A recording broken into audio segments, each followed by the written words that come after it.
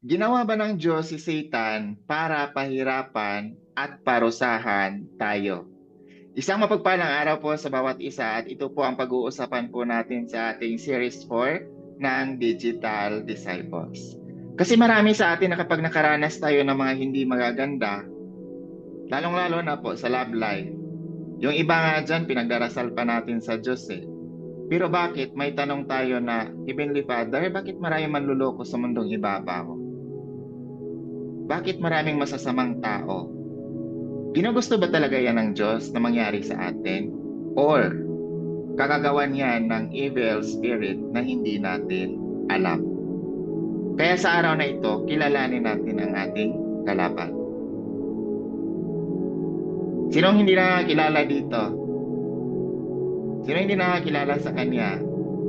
May sungay, nagbabagay yung mata, may buntot, naka-red cape, at higit sa lahat, dala-dala niya ang kanyang malaking tinidor. So ang tanong, sino ang may gawa sa Kanya? Ang tanong din, yan din ba talaga yung itsura niya? Nakikita din ba talaga natin siya? Or nakakasama ba natin siya araw-araw? Pag-usapan natin yan sa simple at practical na pag-intindi gamit ang salita ng ating Panginoong Diyos. Kasi ang nakalagay sa Biblia, ginawa ng ating Panginoong Diyos ang lahat ng bagay na maganda. Pero bakit may masama? If God created good things, why do evil things exist? Kung ang Diyos ay lumikha ng mga mabubuting bagay, bakit may mga masasamang bagay na umiiral dito sa mundo? Alam natin na ginawa ng Diyos ang lahat ng bagay na maganda at mabuti. Walang ginawa na masama ang ating Panginoong Diyos. Colossians chapter 1 verse 16. Sapagkat sa pamamagitan niya ay nilikha ang lahat ng nasa langit at nasa lupa, nakikita man o hindi. Pati ang mga espiritual na kapangyarihan, paghahari, pamamahala at pamumuno. Ang lahat ay nilikha ng Diyos sa pamamagitan niya at para sa Kanya. Highlight lang natin, ang lahat, walang discount yon. Ang lahat ay nilikha ng Diyos sa pamamagitan niya. So siya mismo naglikha ng lahat at para sa Kanya. So kung sabihin natin at para sa Kanya, for short, ang lahat ng nilikha ng ating Panginoong Diyos ay para sa Kanya. So si Satan ba ay para sa ating Panginoong Diyos? Hindi. Kaya hindi nilikha ng ating Panginoong Diyos si Satan. Palagi nating tandaan, walang ginawa ang ating Panginoong Diyos na hindi maganda at masama. So alam natin na dalawa ang nilikha ng ating Panginoong Diyos, visible at invisible. So ano yung mga visible? Ito yung mga dito sa mundong ibabaw. Nakikita natin. Ito yung mga hayop, tubig, lahat. Nilikha tayo ng ating Panginoong Diyos. So ang mga visible things na ginawa ng Diyos dito sa mundong ibabaw ay ipinamana niya sa atin ng mga tao. Ito ay binigay ng Diyos sa atin para alagaan. Saan natin mababasa yan? Genesis chapter 2 verse 15. Inilagay ng Panginoong Diyos ang tao sa halamanan ng Eden upang ito'y pagyamanin at pangalagaan. So for short, ginawa tayo ng ating Panginoong Diyos para pangalagaan ang kanyang nilikha. So kasali sa nilikha ng ating Panginoong Diyos ang mga tao. So sino mag-aalaga sa mga tao? Tayo din. Tama po ba?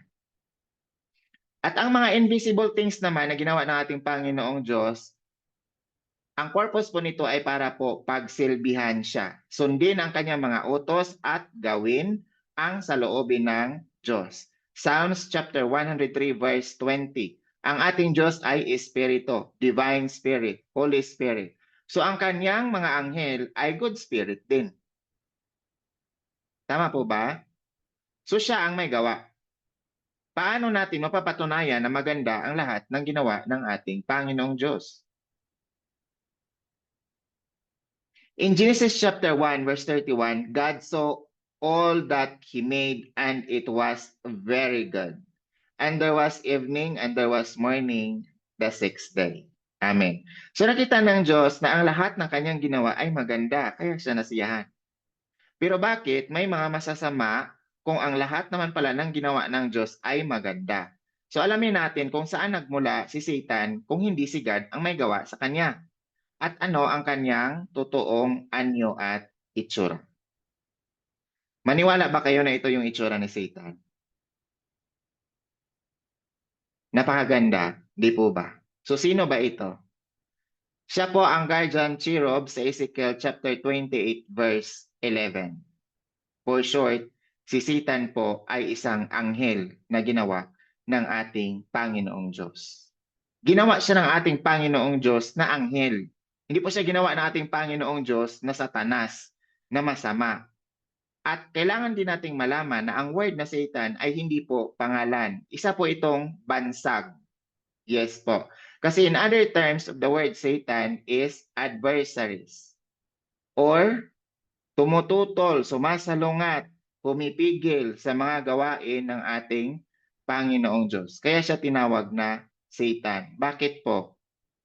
Siya po yung nagkaliwa sa ating Panginoong Diyos. Ginawa po siya ng ating Panginoong Diyos ng model of perfection. Perfect in beauty. Kung sabihin natin pinakamaganda sa lahat ng pinakamaganda, siya po yon. Full of wisdom. Napakatalino niya po. Kaya nga, tinatawag si Satan na father of lies. Full of deception. Blameless. Blameless po si guardian cherub. Ordained ng ating Panginoong Diyos. Pero ang nangyari sa kanya, natagpuan sa kanya ang wickedness. Ano po itong klase ng wickedness? Ito po yung pagkakaroon niya ng arroganting, arroganting puso. Oo. Kasi po, gusto niyang lagpasan ng ating Panginoong Diyos. Nag-iisa lang ba siya? Marami. Marami din po siyang dinala. Okay po. Kasi isa po siya sa pinakamataas, may pinakamataas na ranking na anghel sa langit. Pero gusto niya lagpasan ng ating Panginoong Diyos, kaya yun, tinapon siya dito sa lupa. Nagyaya din po siya ng mga kanyang kasamahan. At yung mga kasamahan niya ng mga anghel, tumalikod din po sa ating Panginoong Diyos. So for short, ang guardian cherub na ito ay naging Satan, hindi dahil sa ginawa siya ng ating Panginoong Diyos, pero pinili po ni guardian cherub na tumalikod sa ating Panginoong Diyos. Kasi nagkaroon po siya ng arroganting puso. Tayo din po sana na mga mananampalataya, sana magkaroon din po tayo ng mapagkumbabang loob at bukas na puso at isipan na handang tumanggap ng salita ng ating Panginoong Diyos. Ang itsura po ni Satan ay hindi po mataas ang sungay, may buntot, nagbabagay yung mata, may red cape, at higit sa lahat, may bitbit na malaking tinidor. Hindi po yan ang itsura ni Satan. Si Satan po, hindi po natin nakikita because he is a bad or evil spirit. So sino po yung nakikita natin ng mga multo? Mga tipong ganon. Malalaman niyo po yan kung mag-aaral po tayo ng salita ng ating Panginoong Diyos kasi hindi tayo aabutin dito ng isang araw lang. Hindi po yan siya magkasya. Inaanyayahan ko po ang bawat isa na magkaroon po tayo ng oras, maglaan po tayo ng oras at panahon para mag-aral po ng salita nating Panginoong Diyos. This is a free online international theology class. At it will take 8 months to 1 year bago tayo maka-finish ng ating pag-aaral. At nawa po ay pukawin nawa ng banal na espiritu ang ating puso at isipan at pagbigyan natin siya na marinig din ang kanyang salita na nakasulat sa Biblia. God bless everyone and see you sa ating sa ating series 5 next week. Always take good care and to God be the glory. Amen.